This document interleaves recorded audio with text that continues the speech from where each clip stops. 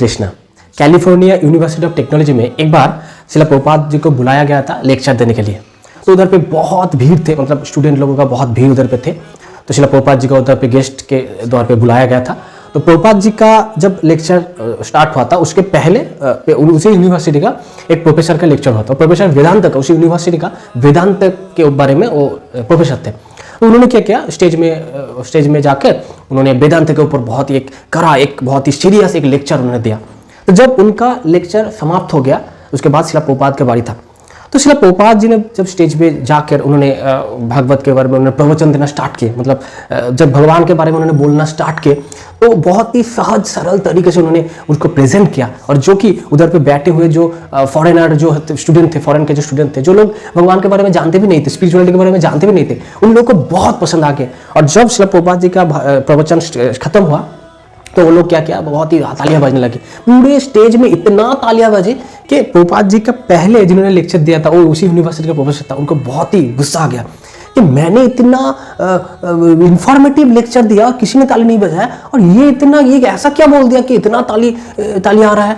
तो उन्होंने क्या किया, शिला प्रभुपाद जी जब लेक्चर खत्म होता है बोला चलो लेट्स कुछ कीर्तन स्टार्ट करते हैं। उन्होंने गुस्से में आके, शिला प्रभुपाद आपने ऐसे कैसा भाषण दे दिया, ये कोई भाषण था, ये तो एक ये यहाँ पे जो स्टूडेंट है ना, इस स्टूडेंट लोगों को तो स्पिरिचुअलिटी के बारे में कुछ भी नहीं पता, इसीलिए कुछ नहीं पता, इसलिए आपका ये जो सिंपल थ्योरी उन लोगों को बहुत पसंद आ गया। लेकिन जब स्पिरिचुअलिटी के हम लोग डीप में जाएंगे तब हम वेदांत के जो सूत्र है उनको उपलब्ध कर पाएंगे। इससे निराकार है, इससे ये है। तो उन्होंने एक से बढ़कर एक कोट देने लगा, और ये इससे ब्रह्म है, परम ब्रह्म है, ये है वो है, बहुत सारे। आप लोग तो सिर्फ नाचते रहते हैं, आप लोग के कुछ काम धंधा है नहीं, नाचते रहते बस, खाते रहते हैं, नाचते रहते हैं।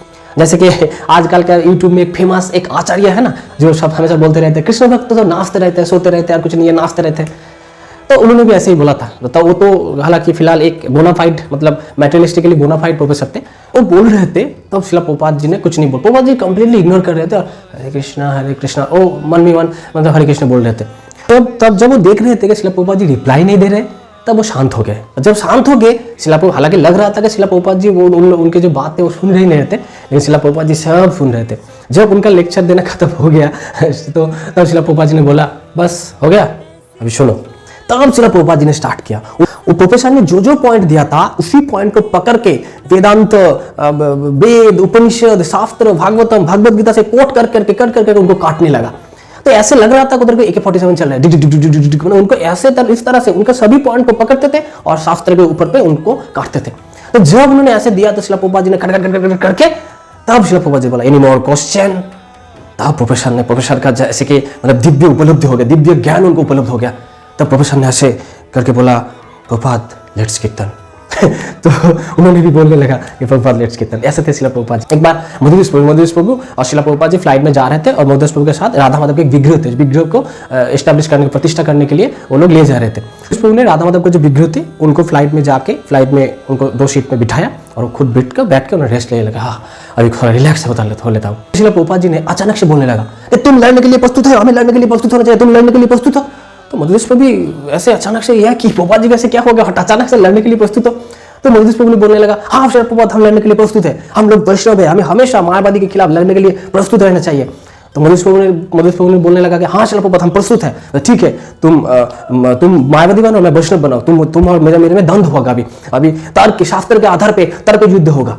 तो मधुरेश प्रभु ने बोला शिला प्रभुपाद जी मैं मायावादी कैसे बन सकता हूँ, मैं तो आसानी से हार जाऊंगा ना। तो बोला नहीं तुम्हें लड़ना ही होगा। ठीक है चलो आपने बोल रहे तो लड़ लूंगा। तो मधुरेश प्रभु मायावादी के ऊपर बोलने लगे, शिला प्रभुपाद जी वैष्णव को बोलने लगे। तो मधुरेश प्रभु आसानी से वो हार गया। तो उसके बाद शिला प्रभुपाद जी ने बोला ठीक है अभी तुम वैष्णव बनो, मैं मायावादी बनता हूँ। अभी मधुरेश प्रभु ने बोला अब तो मैं तुमको हरा के ही रहा हूँ। शिला प्रभुपाद जी का जो फिलोसफी है वो मुझे कंठस्थ है। तो ठीक है, तो जब शिला प्रभुपाद जी मायावादी लोगों का पक्ष अवलंबन करके उन्होंने युद्ध किया, तर्क युद्ध किया, तब भी मधुरेश प्रभु को उन्होंने परास्त कर दिया। तब मधुरेश प्रभु को लगा अरे शिला प्रभुपाद जी मायावादी के बारे में इतना जानते हैं। शिला प्रभुपाद जी ने बोला देखो क्योंकि हम लोग पिचिंग करने जा रहे हैं तो जिनके बारे में हमें पिचिंग करना चाहिए, जैसे मायावादी का टॉप जो फिलोसफी वो फिलोसफी का हमें जानना पड़ेगा, नहीं तो हम लोग खंडन कैसे करेंगे। क्योंकि शिला प्रभुपाद जी का नाम में है ना निर्विशेष शून्यवादी पाश्चात्य देश तारी ने, तो निर्विशेष शून्यवादी जो भी उन लोगों को ताड़ते थे वो भगवान का नाम लेना सिखाते थे। तो अगर हम लोग मायावादी लोगों को प्रचार करने जाएंगे तो हम कैसे प्रचार करें, हम तो उन लोगों के सिद्धांत के नहीं जानते। इसलिए हमें सभी के जिनके बारे में पिचिंग करना जाएंगे तो पिचिंग का जो टॉपिक है उनके जो विपरीत सिद्धांत है वो सिद्धांत को हमें जानना पड़ेगा, उसके बाद हमें शास्त्र के आधार पे उनको काटना सीखना पड़ेगा। तो ये थे शिला प्रभुपाद जी। शिला प्रभुपाद जी को सभी मालूम थे, ऐसा नहीं थे कि शिला प्रभुपाद जी से वैष्णव थे, मतलब वैष्णव फिलोसफी उनको मालूम थे, नहीं, वो सभी शास्त्र में पारंगत थे। इसीलिए शिला प्रभुपाद जी को जो भगवद गीता या फिर भागवतम या कुछ भी बुक हम लोग पढ़ेंगे ना, तो देखेंगे इस शास्त्र से कोट करके वो हम लोग को सिखाते थे। इसीलिए शिला प्रभुपाद जी को जो बुक्स वगैरह है वो हमें पढ़ना चाहिए। शिला प्रभुपाद जी के बुक्स को अगर हम लोग बेस करके हम लोग स्पिरिचुअलिटी में आगे बढ़ेंगे ना, तो हमें सब कुछ मालूम पड़ जाएगा। इसीलिए शिला प्रभुपाद जी के बुक्स का इतना महत्व है। जगत गुरु शिला प्रभुपाद की जय। हरे Krishna. Thank you for watching our videos.